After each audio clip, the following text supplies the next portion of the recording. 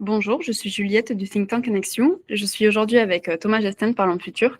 Thomas, j'ai récemment lu ta dernière newsletter et je voulais te demander qu'est-ce que Lequin entend par Advanced Machine Intelligence et en quoi cela serait différent des LLM qu'on connaît actuellement. Salut Juliette, bah oui, merci pour cette question. C'est vrai que lui, il parle pas de AGI, il parle d'autre chose. Donc c'est intéressant de se demander ce qu'il entend par là. Il parle de AMI, Advanced Machine Intelligence. Alors en fait, ce qu'il faut comprendre, c'est que pour préciser le contexte, Yann Lequin, c'était on va dire, le directeur de la recherche en IA chez Facebook, Meta. Et là, il a annoncé qu'il démissionnait. Et lui, en fait, il explique depuis pas mal de temps que les large language models, en fait, c'est une voie sans issue. Et c'est pas ça qui nous amènera à une intelligence supérieure, on va dire. Et donc, il fallait travailler sur d'autres paradigmes. Alors qu'en réalité, à ce jour, c'est vrai qu'on constate quand même des progrès assez conséquents de génération en génération de large language models. Mais lui, c'était pas son credo. Donc, je pense qu'il y a dû y avoir des frictions avec Mark Zuckerberg, qui s'est retrouvé à embaucher toute une série de nouveaux chercheurs et acteurs de l'IA, dont un jeune de 28 ans, Alexander Wang, qu'il a nommé à la tête de son département d'IA. Donc, je pense que bon, Yann Lequin, qui est quand même pas de l'année de l'année dernière pluie, je pense qu'il l'a un peu mal pris. Et ça doit expliquer aussi pourquoi finalement il part. Alors, lui, il part parce qu'effectivement, il a une autre idée de ce qu'il faut faire pour vraiment faire passer un cap à l'intelligence artificielle. Il n'aime pas du tout le concept de AGI, parce que AGI, alors, soi-disant, ce serait comment dire, le niveau d'intelligence qui est le nôtre et qu'on chercherait donc à atteindre avec l'intelligence artificielle avant même de le dépasser. Mais ce que Yann Lequin explique, c'est qu'en réalité, l'intelligence humaine n'est même pas vraiment générale. Alors, oui, elle a l'air générale sur plein d'aspects, mais euh, on reste le fruit de notre biologie, le fruit de l'évolution, et il y a plein de choses qu'on ne sait malgré tout pas faire. On ne sait pas faire des calculs aussi vite qu'une machine.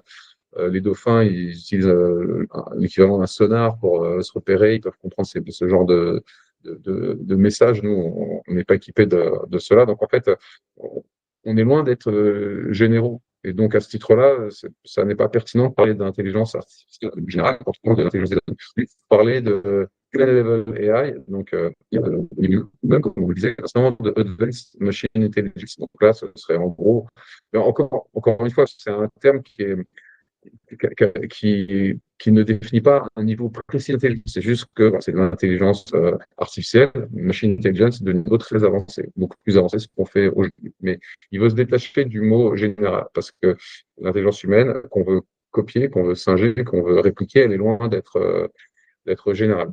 Et lui, ce qu'il explique, c'est que les large language models, en gros, ce sont des systèmes qui, sur la base d'un prompt, un prompt, c'est une série de mots. Hein. Donc, le principe du langage, c'est qu'on utilise des mots et des lettres qui se suivent à la queue leu. Bon, ben, on a mis au point des systèmes qui peuvent prédire, sur la base d'un prompt, une réponse, et donc la générer, qui elle-même est faite à base de mots. Alors maintenant, assez largement, on a aussi développé des modèles sur les vidéos, les photos et autres, qui utilisent des systèmes un peu différents. Mais pour lui, tout ça reste très limité et on est très loin d'avoir des systèmes qui comprennent vraiment le monde. Il nous donne des espèces de réponses probabilistes, des réponses qui semblent être vraies, qui pourraient être vraies, qui sont vraies dans beaucoup de cas, mais qui ne sont pas systématiquement vraies parce qu'il n'y a pas de compréhension profonde du monde. Pour lui, il pense qu'il faut qu'il y ait une autre approche pour aller vraiment comprendre ce qui se passe dans le monde. Par exemple, l'exemple qui reprend tout le temps, c'est que si je laisse tomber un stylo, nous, on sait en tant qu'être humain, on a appris ça depuis notre plus jeune âge que bon, il y a la gravité, on ne sait pas pourquoi il y a la gravité, mais on sait que le stylo il va tomber et il va tomber verticalement en bas de là où on était, et il ne va pas aller forcément plus loin que ça. Euh, on n'a pas besoin de savoir précisément où le stylo va rebondir précisément au millimètre près. On sait juste qu'il va tomber, ça nous suffit en fait, à évoluer dans ce monde et à ne pas se faire écraser par les voitures. On a développé des grands principes qui nous permettent de vivre dans ce monde. Et en fait, l'IA, elle parle de ça dans le tridimensionnel et même avec la quatrième dimension qui est le temps, hein, donc la distance en longueur, en largeur, en hauteur et dans le temps. Donc, l'intelligence artificielle est loin d'avoir développé des modèles qui reposent sur une compréhension de principes qui fait qu'il y a une certaine efficacité. On n'a pas besoin de prédire un objet va retomber. Si on sait déjà qu'il tombe, c'est déjà bien. Et ça, on a du mal à l'inculquer aux machines. Et donc, lui, c'est ce qu'il veut recopier Donc c'était ce sur quoi il travaillait, mais pour lequel il y a pas de, de- d'exploitation commerciale immédiate à en tirer. Donc, c'est pour ça peut-être qu'il y a dû y avoir aussi des frictions, j'imagine, du côté de Meta, Facebook avec Mark Zuckerberg. Et donc lui, son système, ce qu'il dit pour qu'on atteigne ce niveau avancé d'intelligence des machines, il y a 4 éléments qui sont importants à ses yeux. Il y a la capacité donc à comprendre le monde physique, comme je disais, comprendre les grands principes qui régissent un peu le monde dans lequel on vit, notamment la gravité, mais il y en a plein d'autres. Savoir par exemple que si un objet est en mouvement, passe derrière un mur, a priori, il va peut-être réapparaître de l'autre côté du mur s'il continue à avancer. Donc ça, c'est quelque chose que les enfants arrivent à comprendre dès l'âge de 2 ans, autour de là. Les machines ne sont pas encore vraiment capables de maîtriser ce genre de choses. Donc la compréhension du monde physique, c'est la première chose. Deuxième chose, c'est avoir une mémoire persistante, savoir ce qui s'est passé, voilà, pour ne pas repartir de zéro comme le poisson rouge dans son bocal. Troisième chose, capacité à raisonner, donc à élaborer des raisonnements. Si il s'est passé ça, alors sans doute qu'il se passera ça. Et enfin, la capacité à planifier une série d'actions sur la base justement de ma mémoire, de ce que je comprends du monde, de me passer des là, vraiment, on commence à avoir un niveau très avancé d'intelligence. Voilà, lui, il explique que on nous parle d'AGI, on nous explique que c'est pour dans 2 ans. Par ailleurs, il dit, mais en réalité, on n'est même pas capable de reproduire l'intelligence d'un rat, encore moins d'un chat. Donc, essayons déjà de reproduire ça, puis après, on verra pour parler des êtres humains.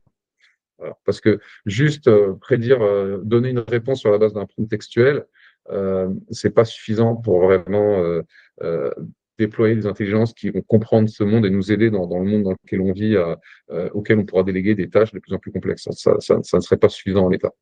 Donc voilà sa conception en fait, d'un niveau d'intelligence très avancé. Et voilà, ça prend un peu à défaut voilà, ces concepts d'AGI et qui reposent, alors pour beaucoup, pas que, mais sur la promesse que les large language models, en continuant à les faire scaler avec toujours plus de data, toujours de plus en plus de calculs, on devrait y arriver, et cela dans quelques années. Hein. Si on écoute tous les grands labos, on nous parle de quelques années maintenant avant d'atteindre AGI. On va définir ce que c'est qu'AGI, mais donc lui, il s'inscrit vraiment en faux. Non seulement c'est ce qu'il dit, mais il dit aussi que a priori, il n'y aura pas grand-chose à craindre parce que c'est pas un labo qui va mettre au point cette intelligence supérieure et qui va prendre de court tout le reste des acteurs et qui va pouvoir devenir tout puissant. Non, lui, il explique que ça va se faire très progressivement grâce aux apports de beaucoup de labos et d'entreprises et qu'on va pouvoir introduire des garde-fous pour, euh, pour que ça se fasse de façon sécurisée, de façon à ne pas nous mettre en danger, nous, êtres humains, au sens large. Donc, c'est aussi son credo, hein, ça va de pair. Voilà ce qu'on pouvait dire en deux points. Écoute, on va espérer qu'il a raison, parce que c'est un petit peu plus rassurant de le voir de son point de vue à lui, en tout cas. Merci Super. beaucoup pour les Bah, explications. allez, merci à toi, Juliette.